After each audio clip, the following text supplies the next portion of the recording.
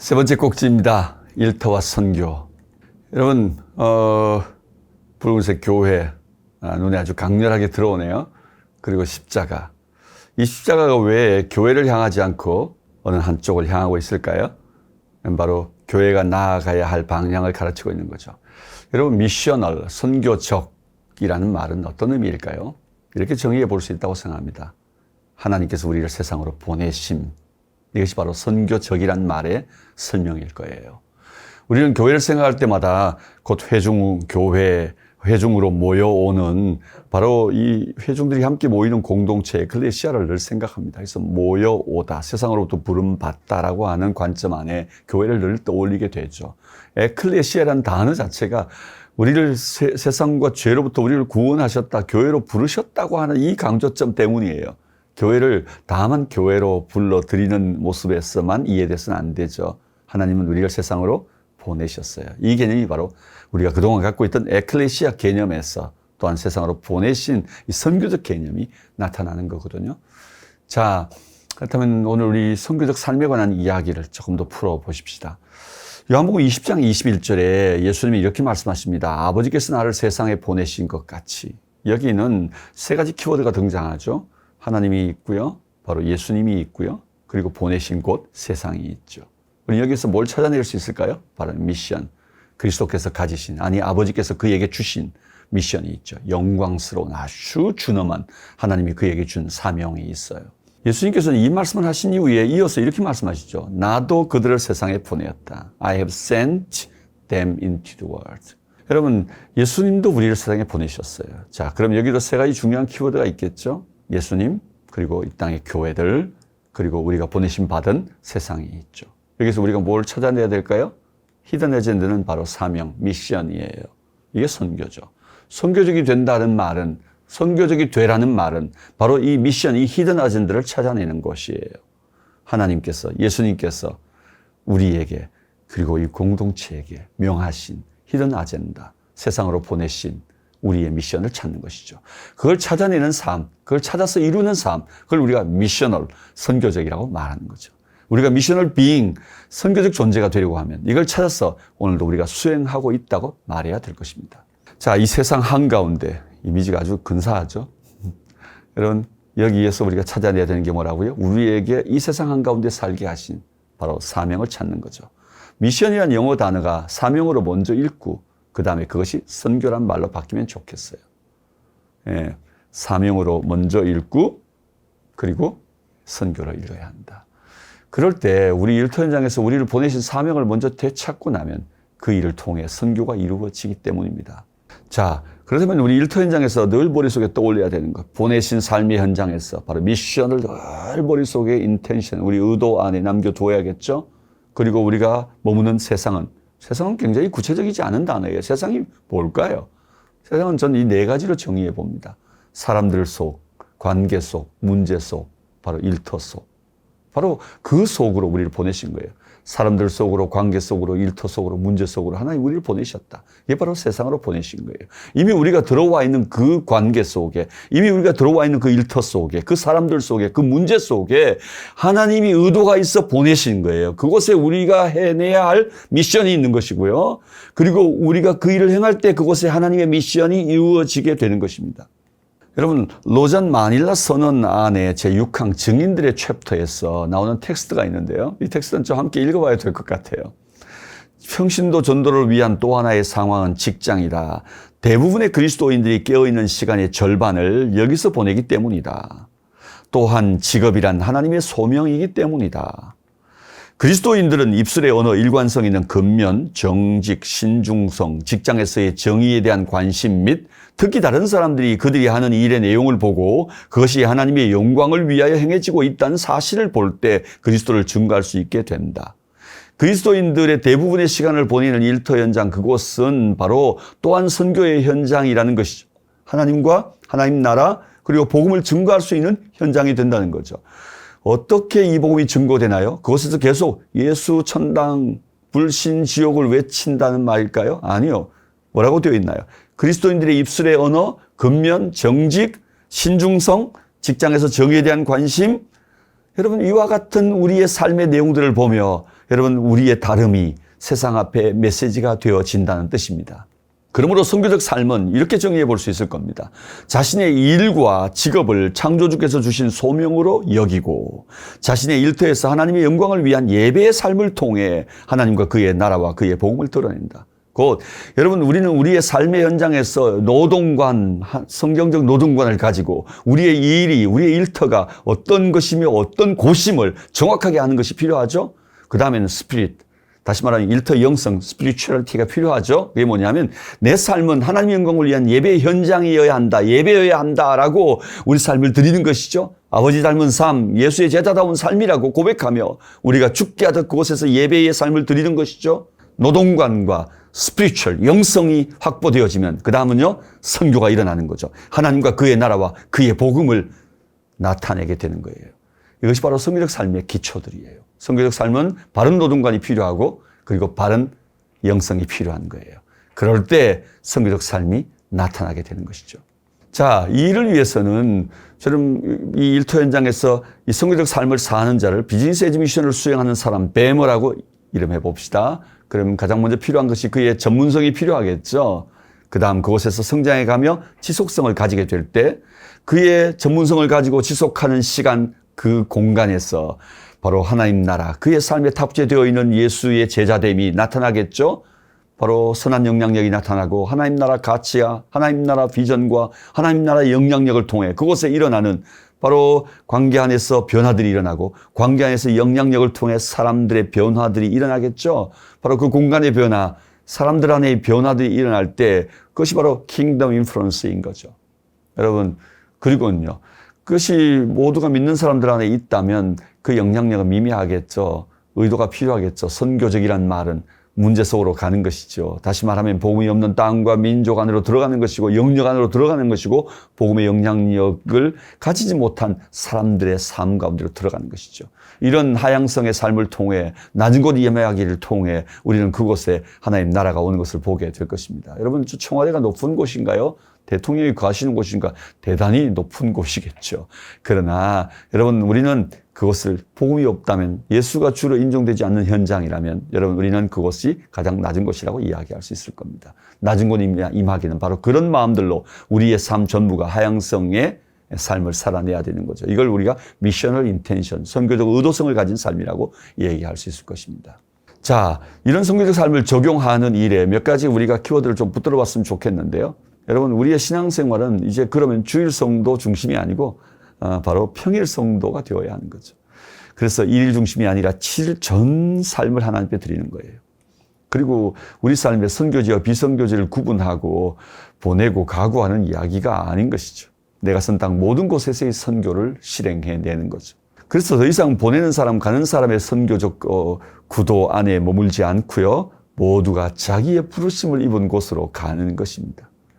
뿐만 아니라 우리 삶의 영역에서 템포리 윈도우라고 하는 영역 안에 머물지 않는 것입니다. 바로 이 창의적 접근 지역만 선교지라 보는 것이 아니고 MS 윈도우, Monday and Sunday, Monday and Saturday, 우리 일터 안에 있는 MS 윈도우, 바로 이 현장이 바로 우리의 선교 현장이 되어지는 것이죠. 뿐만 아니라 사는 것과 전하는 것이 달랐던 지난 삶을 우리가 생각해 본다면 우리의 사는 것과 전하는 것이 같아야 되는 것임을 보게 됩니다. 이제 우리의 전하는 내용은 우리의 삶을 통해 드러나야 하니까요. 그동안 많이 외쳤으나 살지 못했어요. 이제는 스피크 아웃 하는 것보다 리브 아웃 하는 것이 더 중요한 시대입니다. 여러분, 그러므로 한번 우리 유례적 고백은 할 수 있겠지만 그 일상을 살며 내 삶을 통해 위트니스, 증인이 되는 것은 참 힘든 일이죠. 그래서 정말 오늘 이 시대는 내 삶의 순교자가 되는 이 순교적 각오를 가진 위트니스들이 참 많이 필요한 것 같습니다. 그리고 세상은 세속된 것이고 나는 거룩하고, 여러분, 이런 의미에서 나를 거룩하게 지키는 분리와 구별로서의 거룩만을 이야기하지 않고 그리스도께서 세상 가운데로 들어가 여러분, 이 세상에 복음이 되고 빛이 되라고 하신 바로 이 목적을 따라 우리도 세상 가운데로 들어가 성육신적 삶을 통해 우리가 그리스도께서 이루신 바로 그 삶을 우리도 함께 이루어내야겠죠.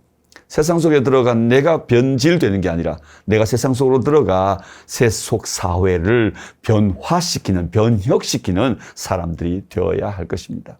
미래 선교의 방향은 여러분 정말 그래서 총체성입니다. 영혼만 구원하는 이야기가 아니라 우리의 삶 전부도 함께 구원하는 이야기가 되어야 하고요. 우리 모두가 이런 총체적 성교를 위해 총체적 증인들로 변화를 받아야겠죠. 뿐만 아니라 이제는 우리의 공적 삶의 자리에서 우리의 신앙의 고백을 하며 사는 일이 참 중요해졌습니다. 그리고 이 일은 한두 사람의 이야기가 아니라 모든 교회, 모든 사람들의 이야기이거든요. 뿐만 아니라 이건 더 이상 어느 특정한 시간에 어떤 특정한 기회에만 이루어진 일이 아니라 우리의 일상 안에서 이루어져야 하는 일상성의 이야기예요. 이제 우리의 미래의 선교는 바로 이 총체성 안에서, 공공성 안에서, 보편성 안에서, 일상성 안에서 찾아내야 하는 이야기들입니다. 자, 하나님 우리를 세상으로 보내셨다. 저는 이 보내심의 방법을 한 3가지 정도 정리해 봤어요. 여러분, 우리는 혼자 보냄을 받은 게 아니라 우리는 함께 보냄을 받았습니다. 공동체, 교회가 보냄을 받은 것이죠. 그러므로 우리는 함께 나아간다 할 때 우리 홀로 나아가는 게 아니라 함께, 그렇다면 나의 개성도 있고 또 다른 사람의 다름도 있는 것이죠. 세상의 복음, 하나님 나라를 드러내기 위하여 이 다양성이 필요해요. 곳곳에 우리가 우리의 은사를 따라, 우리의 전문성을 따라 하나님이 우리의 그동안에 우리의 준비된 것들을 통해 하나님은 다양한 영역들로, 다양한 세대 안으로, 다양한 민족들 안으로 하나님 우리를 보내실 것이거든요. 그러니까 하나님 교회 안에는 이 다양성의 사람들이 들어있는 거죠. 곳곳으로 보내시기 위해 하나님이 준비된 사람들인 거죠. 그러므로 이 다이버시티를 인정해야겠죠. 뿐만 아니라 우리는 함께 가야 하는 것이죠. 함께 그 다양성을 인정하며 공동체로 세상 앞에 존재할 줄 아는 것, 이것이 바로 교회됨을 우리가 살아가는 것이에요. 여러분, 다양성을 인정하며 공동체로 살아낼 수 있기를 바라요. 그것이 세상을 이기는 힘이고 교회됨, 하나님 나라를 세상 앞에 보여주는 방법이에요. 세상과 다름이겠죠. 두 번째는 바로 인카네이셔널 리빙이에요. 성육신적 삶이에요. 하늘의 보좌를 버리고 이 땅에 낮은 자로 오셔서, 그리고 죽기까지 순종하시면서 우리를 구원하여 당신의 영광 가운데 우리를 올리시잖아요. 우리는 세상에 필요를 가진 사람들 속으로 들어가는 것이죠. 가난한 자에게 복음이 되기 위해 예수께서 오신 것처럼 우리도 필요를 가진 사람들 속에 친구가 되고 이웃이 되고 또한 복음이 되기 위해 그들 가운데로 들어가는 것이거든요. 그게 바로 인카네이셔널 리빙이에요. 우리는 그들 가운데 들어가서 인카네이셔널 리빙, 인카네이셔널 펀딩, 그런 그들과 하나됨이 필요한 것이죠. 그렇게 우리가 하나 되어 그들과 함께 살며 먹으며 울며 웃으며 공동체가 되어 그들에게 우리의 삶을 통해 그리스도의 아름다우심과 선하심과 그 의로우심을 우리 삶을 통해 드러내게 될 때 그들이 나를 통해 그리스도를 알게 되고 하나님 나라를 발견하게 되겠죠. 여러분, 그리고 정말 필요한 것은 이제 바로 하나님과의 관계입니다. 일터 현장에 선 사람들에게 가장 필요한 것, 바로 이것이 우리의 힘이죠. The intimacy of God, 하나님과의 친밀함입니다. 이것을 잃어버리면 다 잃어버리는 거예요. 일터 현장에서 이것을 잃어버리지 않길 바랍니다. 그렇다면 내 개인으로는 성육신적 삶을 통해 낮아지는 삶이고, 형제들과의 관계, 공동체와의 관계는요, 다양성을 인정하며 연합함으로, 하나님과의 관계 안에서는요, 친밀함으로. 이것이 일터에 선 자들, 성교적 삶을 살아가야 될 자들에게 참된 능력이 되고 방법이 될 겁니다. 자, 정리해 볼까요? 저는 이 성교적 삶을 사는 자들의 삶의 가장 중요한 키워드 한 3가지를 좀 얘기하고 싶어요. 그건 성교적 삶을 산다고 하는데 만나보면 여러분, 그 자신이 예수에 대한 경험이 없어요. 십자가 복음을 만난 적이 없는 사람들이 참 많아요. 십자가를 전한 자의 삶에는 십자가의 흔적이 필요해요. 그렇다면 예수 만나고 십자가의 복음을 만난 흔적이 필요해요. 바로 그 십자가를 가진 사람, 아니 그 예수의 복음을 가진 사람이 되는 것이죠. 이 사람들의 삶에는 그의 주인이 선명해요. 나를 위해 대신 죽은 그분이신 거죠. 이제 내가 사는 것은 내가 아니요, 내 안에 나를 위해 죽으시고 다시 사신 그리스도가 사는 것이라고 하는 이 고백만입니다. 로드십이 분명한 사람이어야 합니다. 그들이 바로 예수와 십자가를 만난 사람들이고 복음을 만난 사람들이거든요. 이 삶이 선교적 삶의 시작점입니다. 그리고 두 번째는 자신의 인생 안에 바로 미시오 데이, 하나님이 그 삶을 이끌고 가신다고 하는 그 전의가 있는 거예요. 이미 우리는 착한 일을 시작하신 그리스도에 의하여 우리 삶은 이미 그 영적 전의를 떠난 거예요. 그 여정을 시작한 거예요. 그래서 이 선교의 하나님이 나를 이끄시고 그리고 나를 휘저가시는 과정 안에 우리는 그의 역사에 동참하게 되는 거거든요. 아니, 실제로 그 선교의 하나님이 내게 먼저 오셔서 나를 변화시키시고 그 후에 동역자가 되게 하여 오늘도 나를 이끌고 가시니 선교의 하나님이 어찌 나와 함께 분이 되어 이해되었겠습니까? 오늘도 여전히 그분과 함께 내 소명을 산다고 고백하는 미시오 데이의 흔적이 우리 삶에 언제나 나타나야 돼요. 고백되어져야 한다고요. 선교의 하나님과 함께 동행하십니까? 오늘도 그가 내 삶을 이끌고 있다 고백하십니까?